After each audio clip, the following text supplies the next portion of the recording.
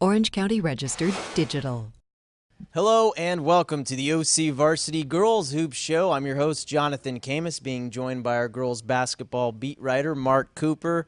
Mark, yesterday, not a great night for our county teams. 4 out of 5 teams last night were defeated in the semifinals, including Mater Dei, and something happened to them that hasn't happened in quite some time. Yeah, they're on a losing streak going into next season. It's their first losing streak since 2008, and both their losses were blowouts. They were never in it last night against Long Beach Poly. They lost by 18, and they had lost to Windward by 15 in the Southern Section Championship. Mater Dei finished the year playing 4 games in the last month of the season, so they weren't able to peak at the right time because they weren't playing.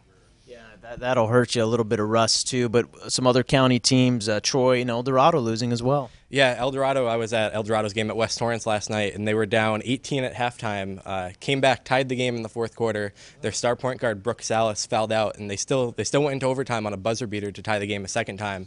But in overtime, they faded and finished the year with a school record 28 wins, but 1 game short of the regional final. Okay, yeah, El Dorado, that's a heartbreaking loss for them, and not only for them, for Troy. They were looking for revenge. Yeah, they were playing Canyon Springs for a second time in the Open Division. They played them. They were up 16 and ended up losing.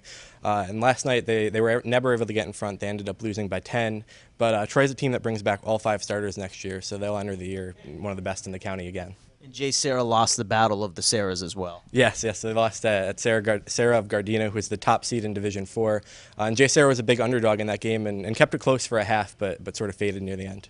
But there is only one team left standing, and that is Santa Margarita. They play on Saturday, Mark. Yep, Santa Margarita beat Lakeside last night, and their coach Matt Hauser, every time I talk to him, he's amazed because they have a senior point guard, Zaire Williams, who carries them. She's their best defender, and she controls it. But the rest of their team is a bunch of freshmen and sophomores. They have Tori Anderson, who's their leading scorer, and Taylor Donahue and Morgan McMullen are a couple other underclassmen who contribute here and there.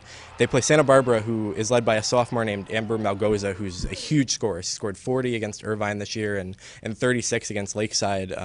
But Matt Hauser, their Santa Margarita's coach, is really excited. He said that Malgoza hasn't seen a defender like Zaire Williams yet, so he's expecting them to shut her down.